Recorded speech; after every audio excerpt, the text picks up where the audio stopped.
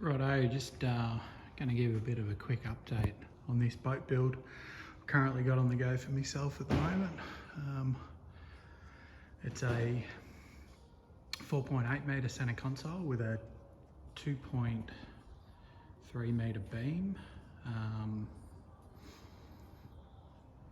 Originally it was a CTMD design we did with them a few years ago for a pretty well-known Victorian fiberglass boat builder.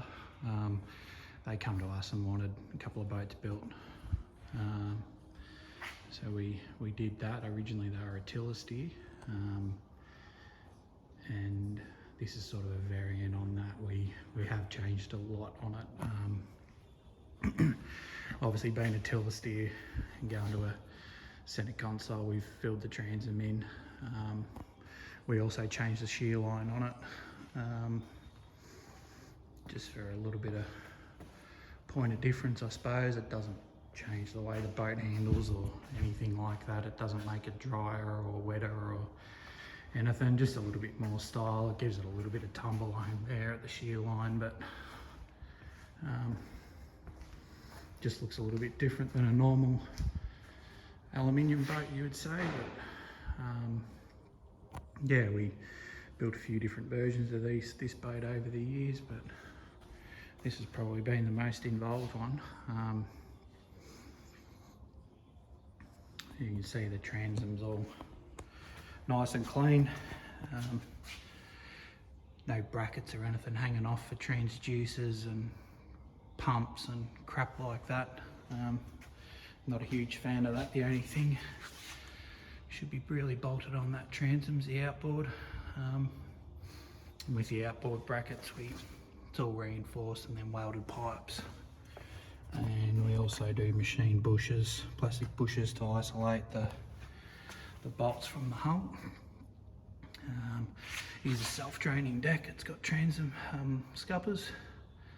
They'll be filled up with a spring-loaded scupper. I normally just keep them closed, to be honest, but if you do copper wave when you're doing a bar crossing or something like that, it's pretty easy to kick them open and get rid of the water.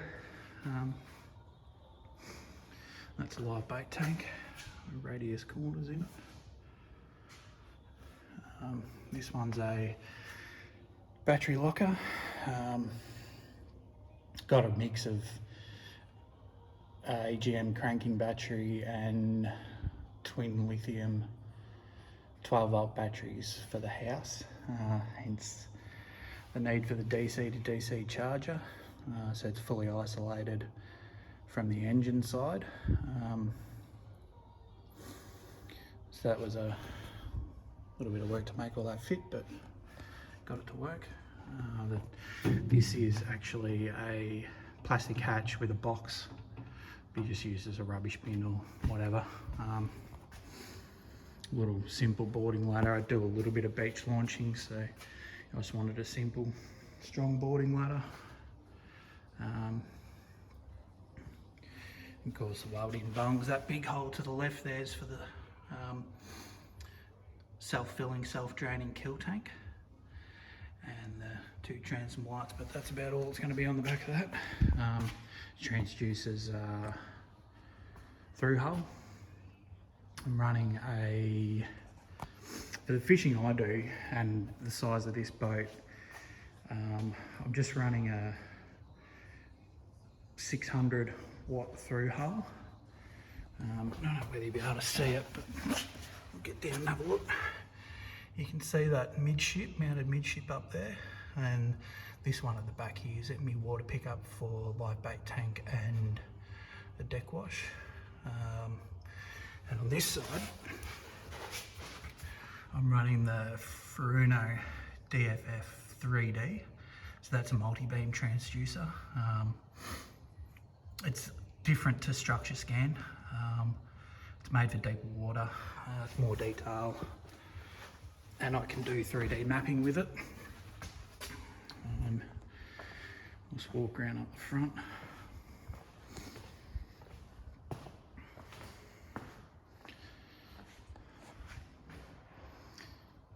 So you can see the Center console there, that's set up with gas struts on it. The gas struts are going to be swapped out to 316 stainless ones. I just have these on hand to set hole positions and work out how many newtons and all that sort of stuff. It can be a little bit tricky with odd shaped doors like that with a lot of weight hanging forward, but got that worked out today. This is set up to have a fully plumbed, full-size electric toilet in it, because I do want to do some remote camping trips with this. The anchor well's set up for a drum winch, and it's also hinged here. This one will swing backwards, so it'll be a locker in there, and then your drum winch in there. Obviously we're going to put a sav winch on that. It's all rigged and ready to go for a 80-pound motor guide, so that'll be coming soon. We'll jump up in and have a look.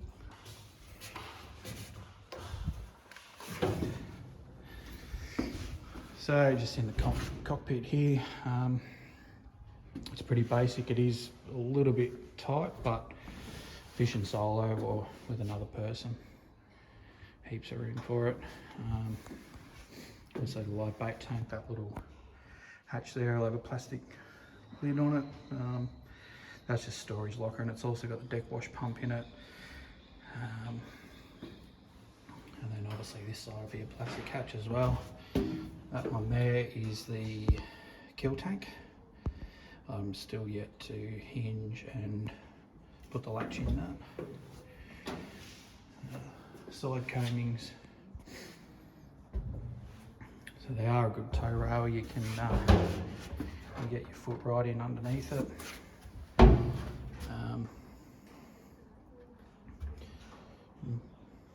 Gaffs, rods, all that sort of stuff. The bottom one's set up for long rods. You can put 8-9 foot rods in there. Center seat console. That's a Dometic 55 litre Esky, I believe, which is the same dimensions as the Dometic 53 litre fridge freezer, so I can put that in there if I'm doing trips away. That'll just have a cushion and a backrest that'll flip back and forth. The console on this boat's a bit of a one-off, just because I wanted to fit the toilet in there, but so it is a bit bigger than what I would normally put on a boat this size, but had to get it to fit. So yeah, that was all designed in SolidWorks, as well as the foredeck. So we could get all those dimensions and everything correct. I like to keep my dashes pretty clutter-free as much as you can on a boat. Obviously the helm, hydraulic steering, that's the mount. This one's the mount for the binnacle. All the holes, these are the switches. It might seem like a lot of switches, but I tend to switch every circuit.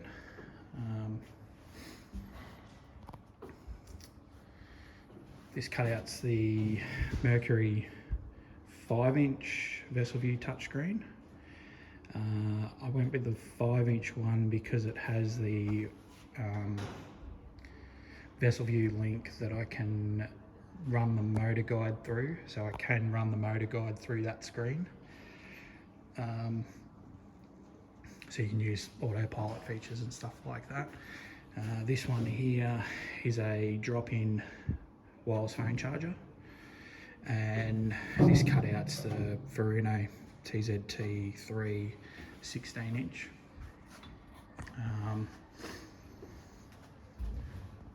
And the Vessel View link does run into that Furuno. You don't get the full engine diagnostics, but you do get a fair bit of data through it. speed and rev and fuel, I believe. So we'll hook that in as well. For the stereo, it's a Fusion black box stereo, so it's mounted in behind the dash, and then that's networked into the Furuno, so you control it through the Furuno, or you can control it through Bluetooth on your phone. I believe I can also control it through the Mercury gauge as well, because theoretically they're just a Simrad screen, so you could control it through that as well. And the VHF radio is also black box, so it's mounted in behind the dash, and everything's just controlled off the handpiece. Walk forward, we got all storage hatches in there. They're all a sealed hatch with a gutter that drain overboard. I'm just up to putting the hinges and latches into them. And big hole area for the speakers. Walk around, have another look into that.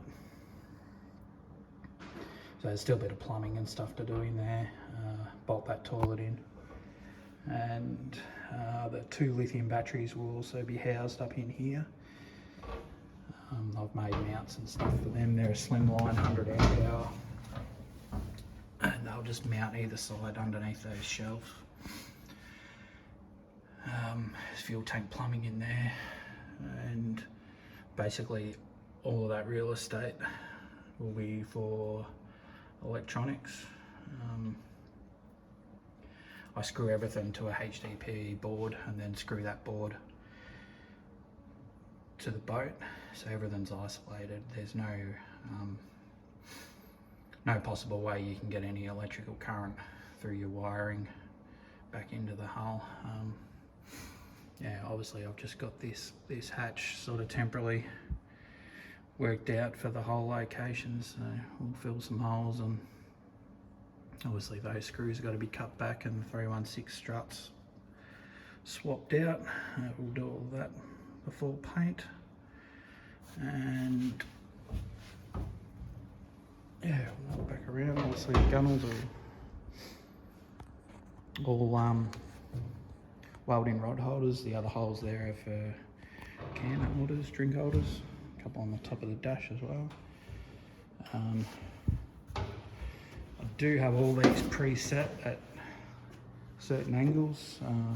Obviously the back one's straight, the next one's 15 degrees out, the next one's 30, that one's 90 straight out, and the next one's, I think it's about 45 facing forward.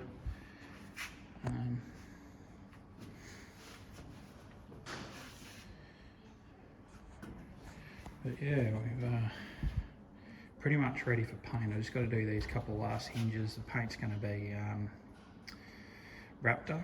I'm only going to paint from the gunnel down the sides to the floor, obviously the console inside and out, and the rear transom, so from the floor up in the engine well and back down to the bottom of the transom. Duckboards will be all painted as well. It's a white Raptor. Floor's going to be done in deck armour. The trailer's actually already got deck armour on it. I'll show you that in a minute. And I'm just going to do a simple vinyl wrap on the sides.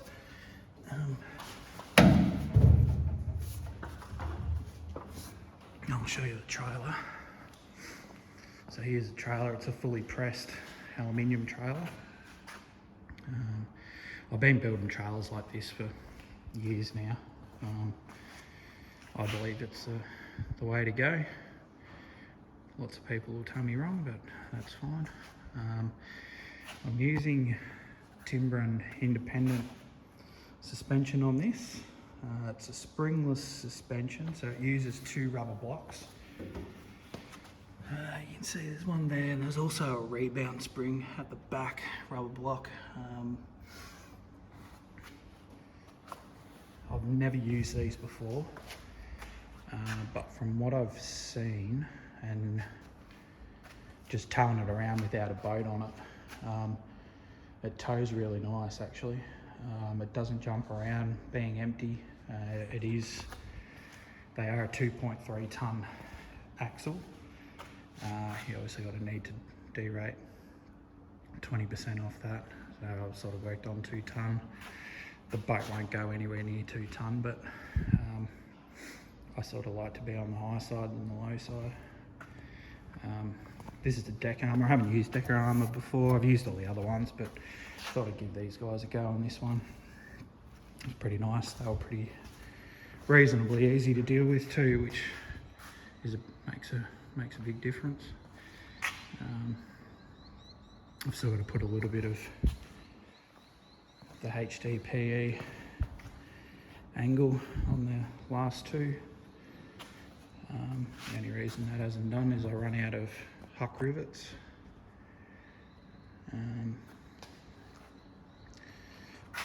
So yeah, and the other thing on this is the winch. I'm still deciding on which winch, whether to go electric or just a manual one.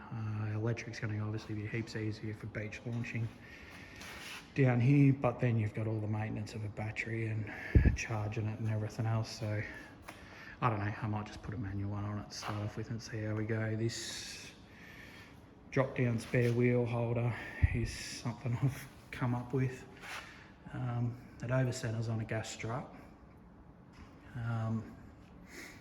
It is a full hub, and it's the same hub and bearing as what's on the main suspension.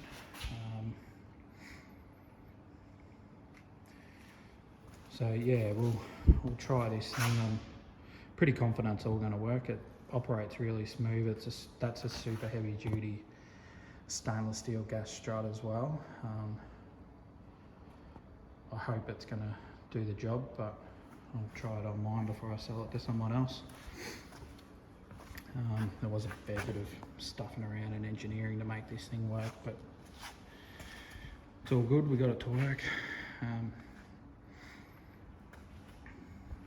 The only thing I'm going to do on the other thing on the trailer is I'm going to swap the LED lights out for Hallas. At the time, I just couldn't get a hold of the Hallas I wanted. So to get it registered, I just put these cheap Autobarn, whatever brand they are, to one dip and they'll be stuffed. So I'll swap it out to some Hallas and then I won't have to worry about it. Obviously all the lights in the boat will be Halla as well. I've used Halla forever. And they just don't stuff up. I don't think I've ever had a warranty issue with Halla lights. Engine for this, I've already got it sitting here. It's a Mercury Pro XS 115. So I have already pre-mounted that. The steering is I've pre-done all the steering. I'm using Ultraflex steering this time. I haven't used this either, but thought I'd give it a go. It's a little bit more expensive than the Seastar stuff, but I reckon the hardware's a hell of a lot better. And the helm seems a lot better as well. It's a lot smoother than a Seastar one. I might be wrong, they might be a heap of crap, but so far they look pretty good. Obviously toilet and some batteries and a lot of electrical stuff that's got to go into it. This is how I do my wiring. So these are 1/2 inch HDPE board. I pretty much just lay everything out on these and obviously pre-cut the boards to make sure they fit in where I want to put them, and then lay all the components out. There'll be 2 more of these. There'll be 24 circuits. These are circuit breakers, so no fuses on the boat at all circuit breakers.